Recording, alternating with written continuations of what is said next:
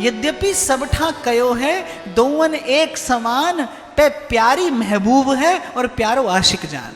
लेकिन एक महबूब है और एक आशिक है। तो प्रिया जी के स्वरूप में एक लोकोत्तर, एक विशेष चमत्कृति है। बोले श्याम सुंदर का रूप कैसा है? जो देखे उसे आनंद होता है। और श्री किशोरी जी का रूप कैसा है?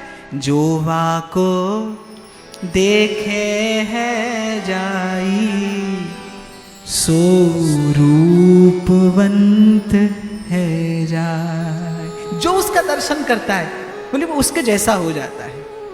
श्री ध्रुवदास जी वर्णन करते हैं कि प्यारी प्रिया जिस ओर दृष्टिपात करती है, जिस ओर वो जिस कुंज में, जिस निकुंज में, जिस तरुलता वेली वल्लरी की ओर श्री प्रिया जी स्नेहपूर्ण दृष्टिपात करती हैं, वो कैसी हो जाती है? वो प्रिया जैसी लुभावनी हो जाती है। श्याम सुंदर उसी पर लुभायमान हो जाते हैं। वो कुछ रूप की ऐसी लोकोत्तर चमत्कृति है कि जो वाको देखे है जाई, सो रूपवंत है जाए।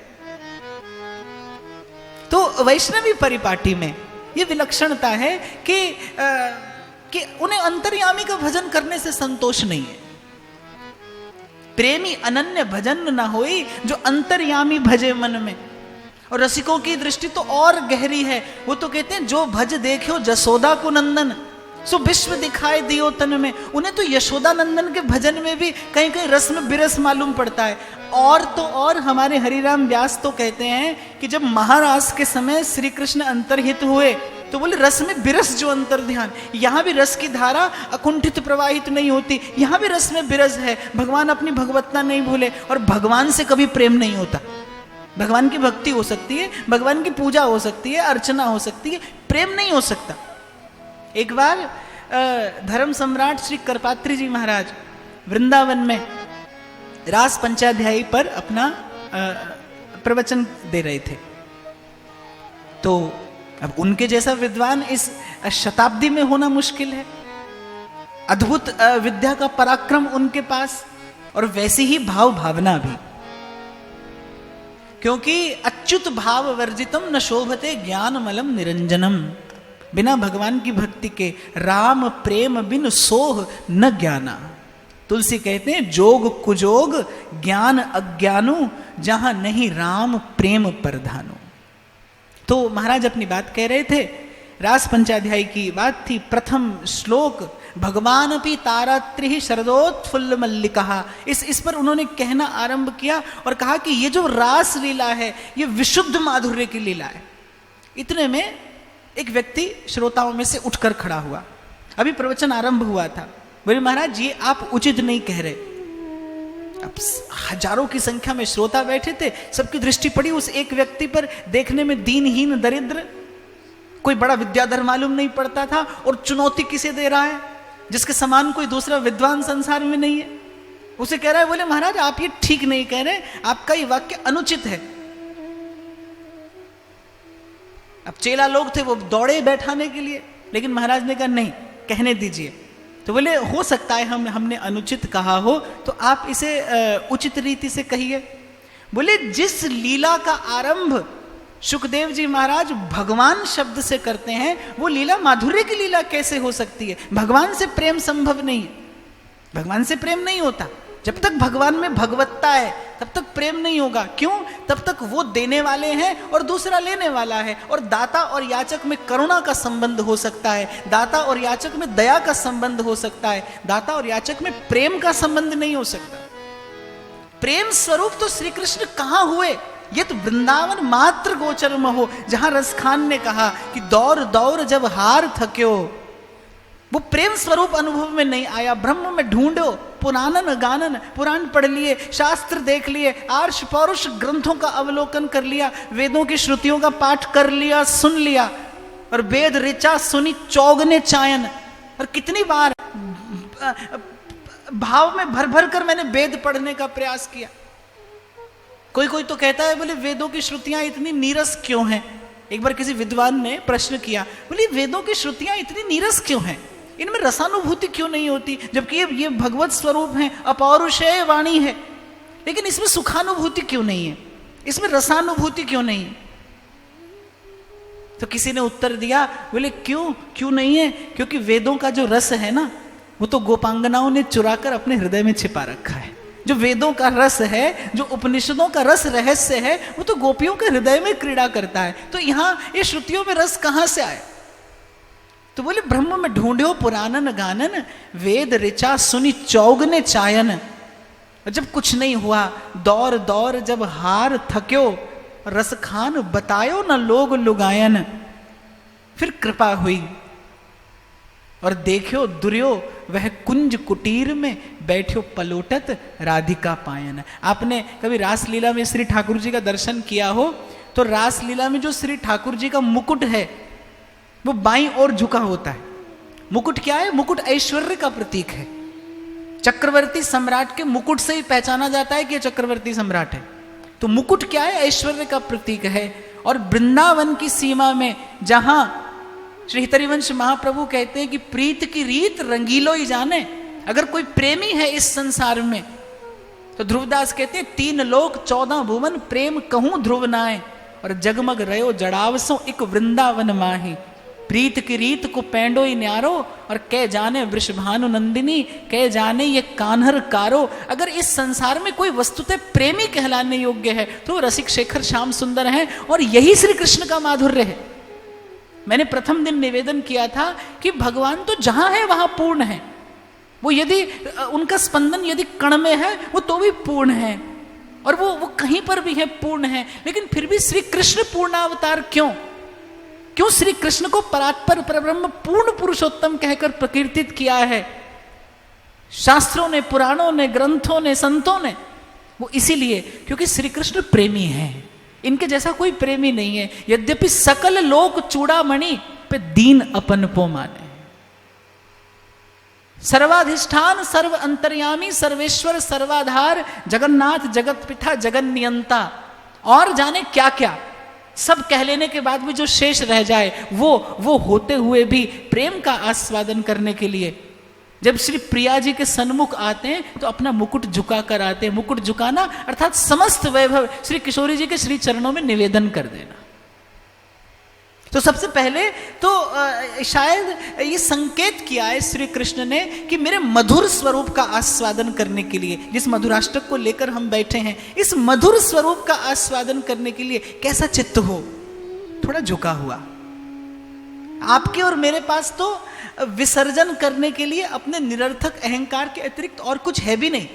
श्री कृष्ण ने तो जो छोड़ा है वो उनकी संपत्ति है, वो उनका षडैश्वर्य है, वो उनका अधिकार है, वो उनका अहंकार है। श्री कृष्ण अहंकार भी करें तो योग्य है, क्योंकि उनके पास अहंकार करने योग्य सब कुछ है। जिनके चरण कमल कमला के करतल से न निकलते देखा, जिनका वैभव क्या है जो स्वयं नहीं जानते, जो सर्वतंत्र स्वतंत्र, जो अखिल लोक नियंता, जो अपने एक भ्रिकुटी के लय से, जो अपनी एक भ्रिकुटी के क्षेप से अनंत कोटि ब्रह्मांडों का लय विलय कर दें। सृष्टि सृजन पालन संहार की अद्भुत अतुल्य शक्ति, अतुल्य शक्ति जिनके एक भ्रूभंग पर कार्य करती हो, काल जिनसे भयभीत होता हो, जिनका वैभव क्या है जो आज तक कोई न जान पाया हो। वेदों की श्रुतियां जिसे नेति नेति कहकर मौन होने में ही, उनके चरणों में विसर्जित हो जाने में ही अपना कल्याण जानती मानती हो, वो यदि कुछ छोड़ते हैं, वो यदि कुछ छोड़ते हैं, वो यदि कहीं पर विनम्र होते हैं, तो अर्थात ये प्रेम की कोई बड़ी विशिष्ट गरिमा है, ये प्रेम की कोई बड़ी विलक्षण महिमा है।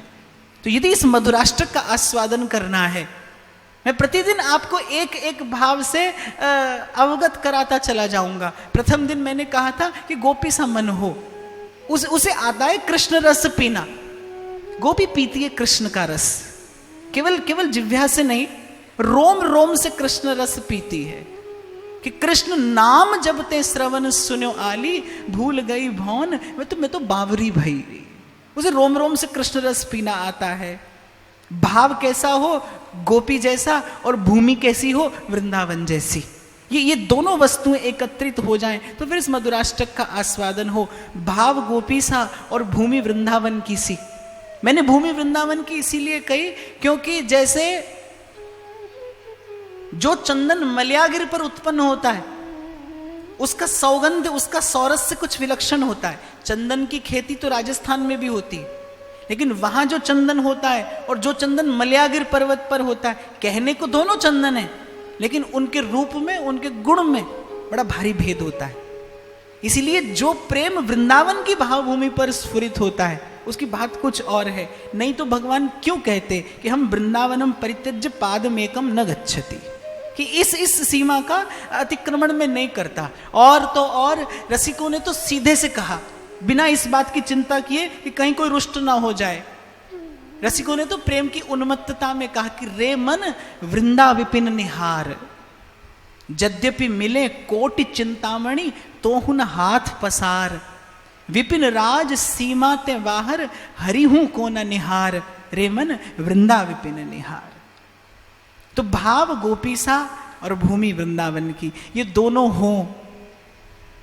हो तो फिर वो प्रेम जनित, तो ये दोनों भाव जुड़े तो कहीं किंचित मन चित्त उस प्रेम के, उस सहज स्नेह के भाव से परिचित हो। और फिर प्रेम जनित जो सद्गुण है, प्रेम जनित जो आर्द्रता है, प्रेम जनित जो सहजता है, प्रेम जनित जो चित्त की निष्कलुषता है, वो हृदय में प्रकट हो और इस मधुर रस का आस्वादन कर सके। आइए अभी तो आचार्य चरणों की वाणी का आश्रय लेते हुए जैसा भाव प्रभु ने दिया है उसी भाव से इसका गान करके और इस भाव में निहित श्री ठाकुर जी के रूप रत्न को पाने का प्रयास करते हैं।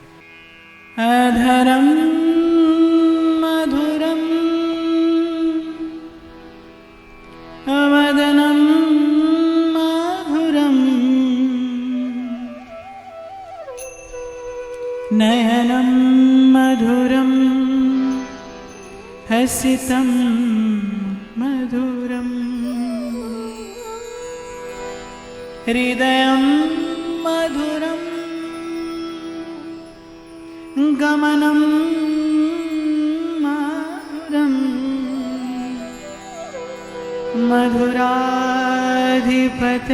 मधुराधिपतेरखिलं मधुरं मधुराधिपतेरखिलं मधुरं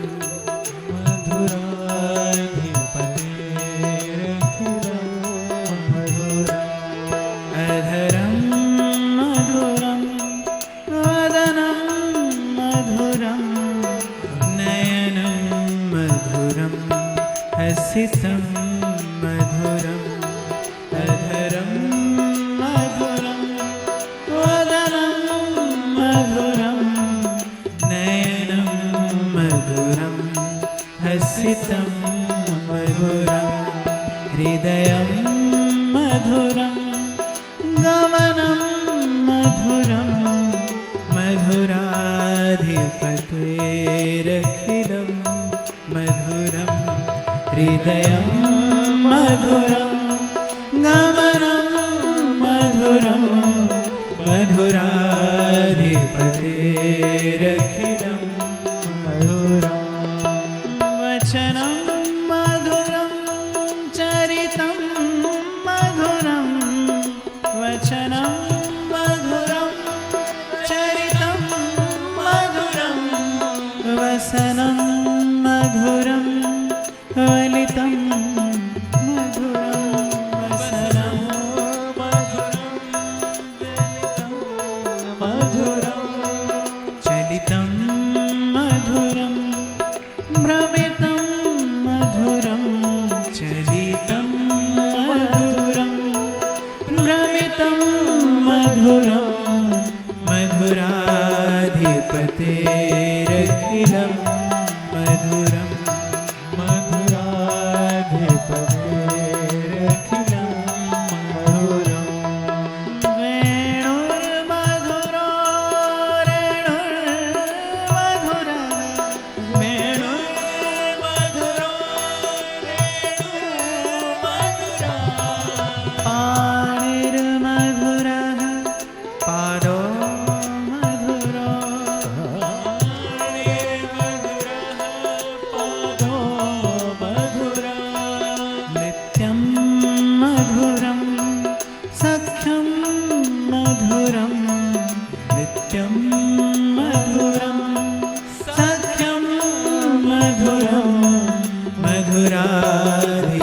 मधुराधिपतेरखिलं मधुरं मधुराधिपतेरखिलं मधुरं गीतं मधुरं गीतं मधुरं गीतं मधुरं गीतं मधुरं भुक्तं मधुरं सुप्तं मधुरं मधुरं सुप्तं मधुरं रूपं मधुरं तिलकं मधुरं रूपं मधुरं तिलकं मधुरं मधुराधिपतेरखिलं मधुरं मधुराधिपतेरखिलं मधुरं मधुराधिपतेरखिलं मधुरं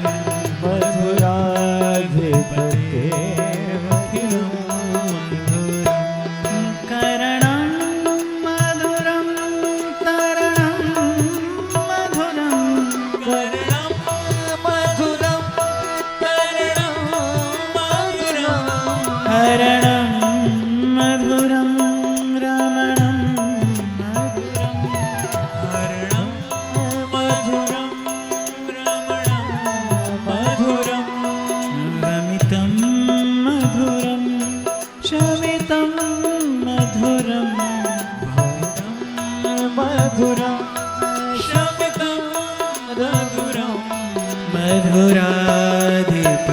मधुराधिपतेरखिलं मधुरं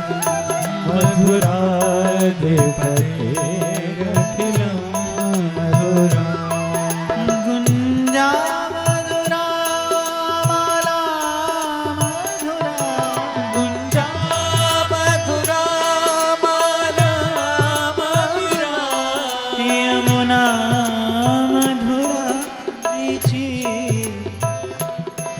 यमुना मधुरा वीची मधुरा गुञ्जा मधुरा माला मधुरा यमुना मधुरा वीची मधुरा यमुना मधुरा वीची मधुरा सलिलं मधुरं कमलं मधुरं सलिलं मधुरं कमलं मधुरं मधुराधिपतेरखिलं मधुरं मधुराधिपतेरखिलं मधुरं मधुराधिपतेरखिलं मधुरं मधुराधिपतेरखिलं मधुरं गोपी मधुरा लीला मधुरा गोपी मधुरा लीला मधुरा युक्तं मधुरं मुक्तं मधुरं युक्तं मधुरं मुक्तं मधुरं दृष्टं मधुरं शिष्टं मधुरं दृष्टा मधुरं शिष्टा मधुरं मधुराधिपतेरखिलं मधुरं मधुराधिपतेरखिलं मधुरं गोपा मधुरा गावो मधुरा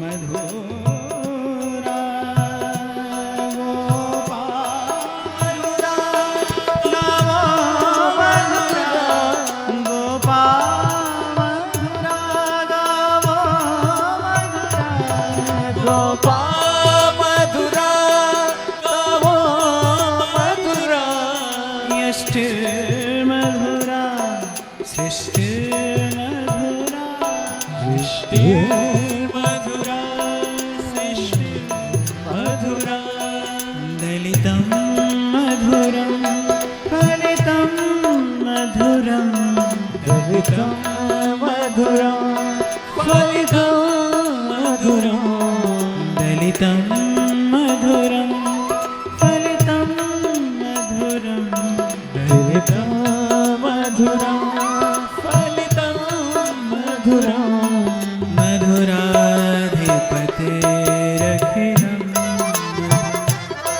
मधुराधिपतेरखिलं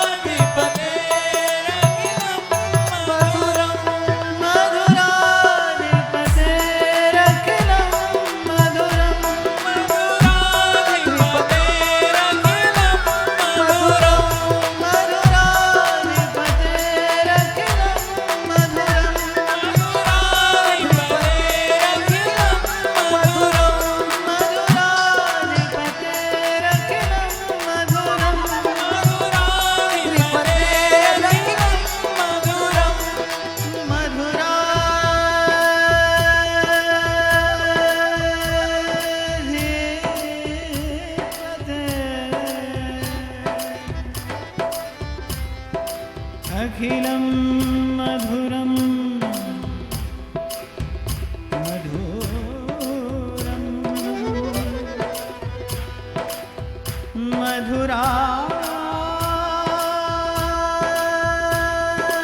मधुराधिपते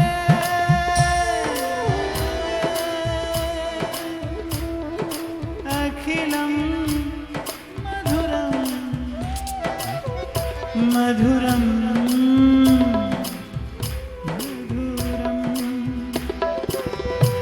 मधुरं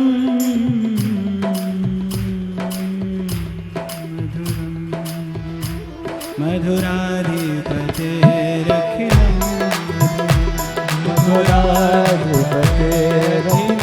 मधुरं मधुराधिपतेरखिलं मधुरं मधुराधिपतेरखिलं मधुरं मधुराधिपतेरखिलं मधुरं मधुराधिपतेरखिलं मधुरं। तो कल विराम के क्षणों में जो भाव मैंने निवेदन किया उसका पुनः स्मरण करते हुए हम आज की चर्चा में आगे बढ़ें। एक तो मैं अपना अनुभव आपके साथ में बांटना चाहता हूं कि जब कभी सुना करता था हरि अनंत हरि कथा अनंता, तब कई बार मन प्रश्न करता था कि भगवान एक है, और उनकी सब कथा सुनी है, सब कथा जानते हैं, फिर कैसे कहा जाता है और हरि अनंत और हरि कथा अनंता। व्यासपीठ की कृपा से अनुभव होता है कि कब से इस मधुराष्टक का गान कर रहे हैं, लेकिन जब इस भाव सिंधु में निमज्जन करने का प्रयास किया तब ये बात अनुभव में आई कि आज चर्चा का तृतीय दिन है और अभी मैंने ठीक से इस मधुराष्टक के प्रथम शब्द की व्याख्या भी नहीं की। प्रथम शब्द ये आचार्यों की वाणी का, ये आचार्यों की वाणी का कोई लोकोत्तर सामर्थ्य है कि उन्होंने उस अनिर्वचनीय को अपनी वाणी से प्रकट कर दिया है। इसलिए मेरी तो बड़ी अगाध श्रद्धा है सत्पुरुषों की वाणी में, क्योंकि उनका जो अनुभव है उसमें उस सत्य की सुवास है। मुकुंद माधव गोविंद वो केशव माधव हरि हरि, मुकुंद माधव गोविंद वो केशव माधव हरि हरि, मुकुंद माधव गोविंद गोविंद बोल, केशव माधव हरि हरि बोल। मुकुंद माधव गोविंद बोल, केशव माधव हरे हरे बोल। और हमारे परम प्रेमास्पद श्री भाई जी का स्मृति समारोह है, इसलिए मैंने बड़ी विनम्रता से कहा है आपसे, नहीं तो राणा जी रूठे तो मारो काई कर लेसी। व्यासपीठ सत्य की प्रतिष्ठा करने के लिए है, और सबसे मूलभूत जो आवश्यकता सत्संग की है, मैंने कहा भावनावाद की बात है। Dedication plus discipline is equal to devotion. बिना अनुशासन के, कल भी मैंने आपसे कहा था कि बिना अनुशासन के भाव की उन्नति कभी संभव नहीं है। आपके जीवन में गुरुजनों का अनुशासन होना आवश्यक है। आपका मन कब उच्छृंखल हो जाएगा, आपको स्वतंत्रता का स्वप्न दिखाते दिखाते मन कब उच्छृंखल हो जाएगा, आपको पता भी ना पड़ेगा। कब आपसे अपराध बनने लगेंगे, आप समझ भी ना पाएंगे। इसीलिए मैं यही बात आपसे निवेदन कर रहा था कि मेरी बड़ी अगाध आस्था है संतों की वाणी में, क्योंकि मुझे ऐसा लगता है कि कृष्ण को यदि किसी ने ढूंढना है, किसी को यदि गिरधर का दर्शन करना है, तो मीरा की वाणी से संभव है, सूर्य के पदों से संभव है। मैं अभी यहां मानस की 4 पंक्तियां गुनगुनाऊंगा, और आप मेरे तुलसी बाबा की वाणी का चमत्कार देखिए, उस वाणी का अतिरिक्त सामर्थ्य देखिए। अभी वो रघुकुल तिलक, वो कौशल्या नंदन आपके हृदय में कहीं उनकी छवि छटा आपको दृष्टिगोचर होने लगेगी। तुलसी की वाणी का प्रभाव है, उसका प्रताप है, उसका प्रसाद है। इसीलिए कल मैंने कहा था, जिसने अनुभव किया है उसका एक एक शब्द मंत्र है, वो कल्याण करा सकता है, जिसने अनुभव किया है। और जिसने अनुभव नहीं किया, उसके मुख से मंत्र भी निकले तो शब्द जैसा है, वो कोई बहुत अधिक चमत्कार नहीं दिखा पाएगा। वो आपको छोटा मोटा कोई लाभ भले दिला दे, वो आपको थोड़ा सा पुण्योपार्जन भले करा दे, लेकिन आपकी आध्यात्मिक उन्नति नहीं करा सकता। जिसके पास अनुभव नहीं है, जिसने देखा नहीं। तभी कबीर कहते हैं, अरे तू कहता पोथिन की लेखी और मैं कहता आंखन की देखी। वो जो कह दे वो मंत्र है। एक बार बादशाह अकबर ने सूरदास जी से पूछा, बोले सूरदास जी एक बात बताइए, कविता आपकी उत्तम है या तुलसीदास की? तो सूरदास कहने लगे, बादशाह कविता तो मेरी ही उत्तम है। तो अकबर ने कहा कि मेरे को तुमसे इस जवाब की तो उम्मीद नहीं थी, तुम तो साधु हो, अपने मुख से अपनी बढ़ाई करते हो। मैंने पूछा कविता तुम्हारी उत्तम है या तुलसीदास की, और तुम कह रहे हो मेरी ही उत्तम है। अब सूरदास जी ने मन में विचार किया कि बादशाह हुआ तो क्या हुआ, है तो मूर्ख ही। बोले इसलिए ऐसा कहा क्योंकि कविता तो मैं करता हूं, तुलसी ने जो किया है वो कविता नहीं है, वो तो मंत्र है। मानस की एक एक पंक्ति मंत्र है, तुलसी ने कविता नहीं की है। उसने जो कहा है वो मंत्र कहा है। उमा कहूं मैं अनुभव अपना, सत हरि भजन जगत सब सपना। निज अनुभव सुन कहूं खगेसा, बिन हरि भजन मिटै नहीं क्लेसा।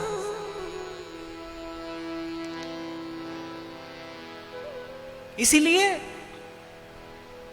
प्रथम दिन मैंने आपसे निवेदन किया था कि जब मैंने कहना आरंभ किया था तो प्रत्येक व्यक्ति कोई भी क्रिया करता है तो मूल में कोई ना कोई उद्देश्य अवश्य होता है, क्योंकि उद्देश्य के बिना प्रवृत्ति संभव नहीं है। इसीलिए कल मैं आपसे निवेदन कर रहा था कि जाने कितने अनर्थ टल जाएं जीवन के, यदि आपके जीवन में एकमात्र भगवत प्राप्ति का उद्देश्य स्थिर हो जाए कि आपको इस जन्म में, इसी जीवन में प्रभु को पाना है, आपको प्रभु का होना है, आपको प्रभु को अपना बनाना है, केवल एक ये भाव जीवन में स्थिर हो जाए। माने कृष्णचंद्र महाप्रभु बड़ी सुंदर बात कहते हैं, महाभाग्य परिपाक लब्ध राधा पदस्पृहा। वो कहते हैं वो नाच रहे हैं, उन्मत्त होकर, उल्लसित होकर, आनंदित होकर गा रहे हैं। किसी ने पूछा अरे क्या मिला?